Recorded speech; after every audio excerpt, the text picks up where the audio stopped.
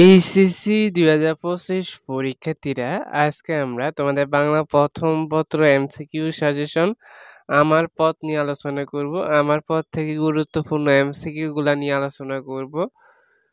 তো দেখো, 1 নাম্বারটা, কাজী নজরুল ইসলাম কোনটিকে নমস্কার জানিয়েছেন? উত্তর হবে খ, সত্যকে। পরবর্তী ভিডিওগুলো পেতে পর থেকে চ্যানেলটি সাবস্ক্রাইব করে রাখবা।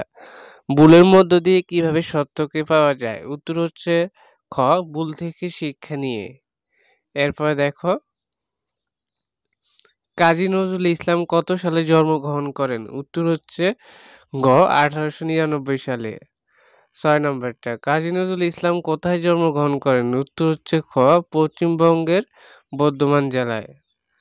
কাজী নজরুল ইসলামের প্রবন্ধ গ্রন্থ কোনটি? উত্তর হচ্ছে গ, ক, যোগবাণী।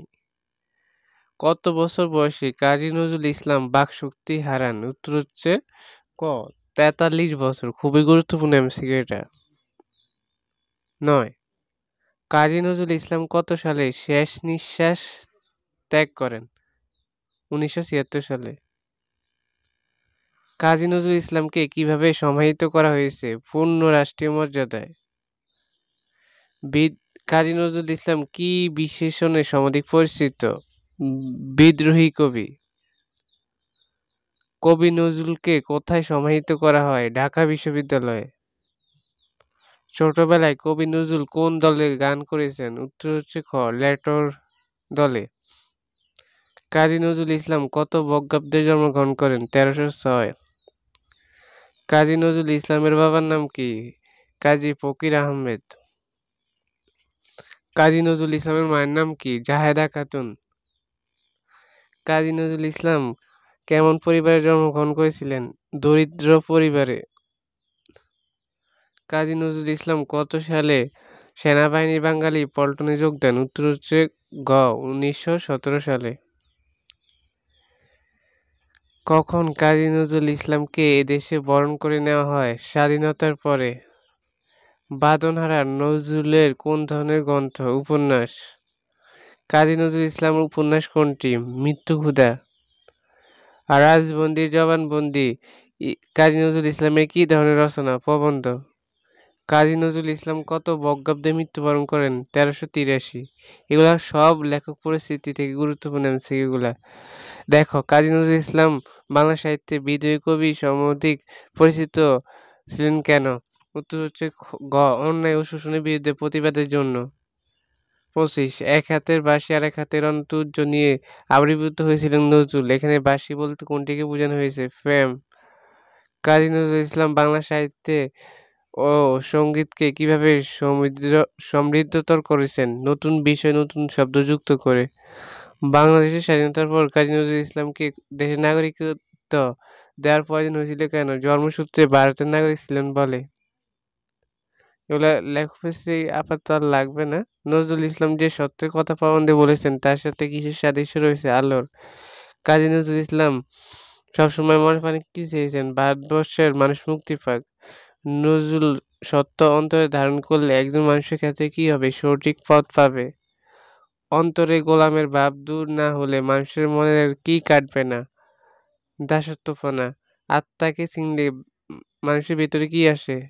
আত্মনির্ভরতা আসে। বাঙালিদের যেদিন আত্মনির্ভরতা আসবে সেদিন বাঙালি সত্যি সত্যিই কি হবে? স্বাধীন হবে। যার ভিত দুর্বল তাকে কি করতে হবে? রেখে দিতে হবে। ভুলের মধ্য দিয়ে কি পাওয়া যায়? সত্য। আমার পথ প্রবন্ধে কোন বৈশ্বিক নেতার কথা রয়েছে? মহাত্মা গান্ধী। তারপরে নজরুলের কাছে কোন ধর্ম সবচেয়ে বড় ধর্ম? মানব ধর্ম। কে অন্য ধর্মকে ঘৃণা করতে পারে না? যার নিজের ধর্মে বিশ্বাস আছে।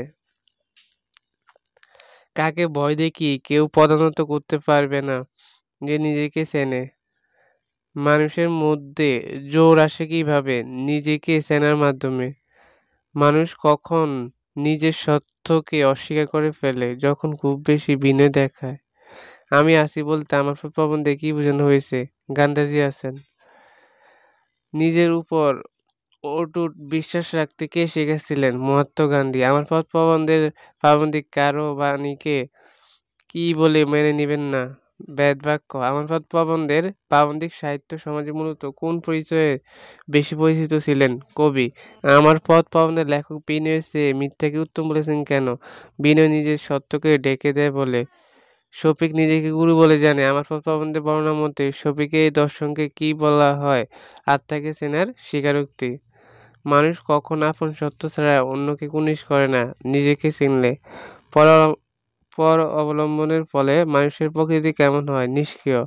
আত্মাকে চিনলে আত্মনির্ভরতা আসে কেন? মানুষের আত্মশক্তি বৃদ্ধি পায় বলে। আমার পথ প্রবন্ধে লেখক বাইরের গোলামি বলতে কি বুঝিয়েছেন? ব্যক্তি ও সমাজের গোলামি করা। নতুন কিছু সৃষ্টি হতে হলে সেখানে কি হতে হবে? পুরাতনের ধ্বংস। কোন ভয় নজরুলকে বিপথে নিয়ে যাবে না? রাজভয় ও লোকভয়। তারপরে মানুষ যদি তার সত্যকে চেনে তাহলে তার অন্তরে কি থাকে না? মিথ্যার ভয়। নিজেকে চিনলে মানুষের মনে আপনা আপনি কি চলে আসে? জোর। আত্মাকে চেনার সহজ স্বীকারোক্তি কোনটি? সত্যকে পথ প্রদর্শনকারী বলে জানা। আমার পথ প্রবন্ধের লেখকের মতে মানুষ অনেক সময় সত্যকে অস্বীকার করে ফেলে। কখন?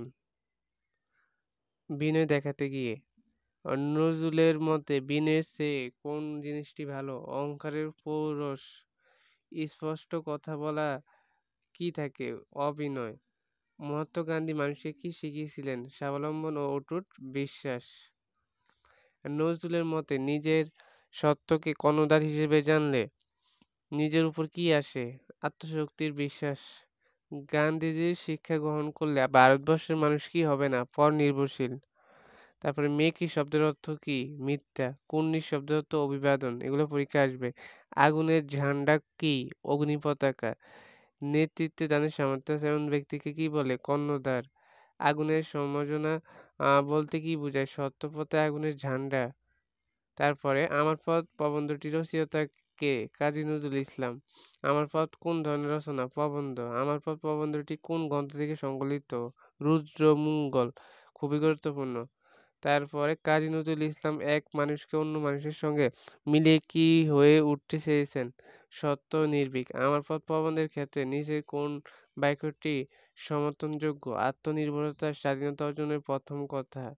আমার পথ প্রবন্ধ অনুসারে কিভাবে মানুষ ক্রমেই নিজেকে ছোট করে ফেলে? খুব বেশি বিনয় দেখাতে গিয়ে।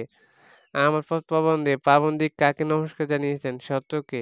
কে প্রাবন্ধিককে পথ দেখাবে? সত্য। আমার পথ প্রবন্ধে নজরুলের আমি ভাবনা বিন্দুতে কিসের উচ্ছ্বাস জাগায়? এখানে উত্তর হবে সিন্ধুর উচ্ছ্বাস। আমার পথ আমার পথ প্রবন্ধে নজরুল কিসের জয়গান গেয়েছেন? নিজের সত্যের। আমার পথ প্রবন্ধে নজরুল ভুল করতে রাজি হলেও কি করতে প্রস্তুত নন? ভণ্ডামি। খুবই গুরুত্বপূর্ণ। আমার পথ প্রবন্ধে কি ফুটে উঠেছে? সত্যের স্বরূপ। তো এই এমসিকিউ গুলা পড়লে প্রত্যেক বোর্ডের শিক্ষার্থীরা কমন পেয়ে যাবা। আজকে আমরা গুরুত্বপূর্ণ এমসিকিউ গুলা নিয়ে আলোচনা করলাম। আমার পথ প্রবন্ধ থেকে আমরা এক এক করে প্রত্যেক পদ্মর এমসিকিউ গুলা দিয়ে দিব। তারপর আমরা লাল সালু উপন্যাসের এমসিকিউ দিয়েছি। যারা দেখোনি অবশ্যই দেখে নিবা। পরবর্তী সাজেশন এবং আপডেটগুলো পেতে প্রত্যেকে চ্যানেলটি সাবস্ক্রাইব করে পাশে থাকা বেল আইকনটি অন করে রাখবা। ধন্যবাদ সবাইকে। আল্লাহ হাফেজ।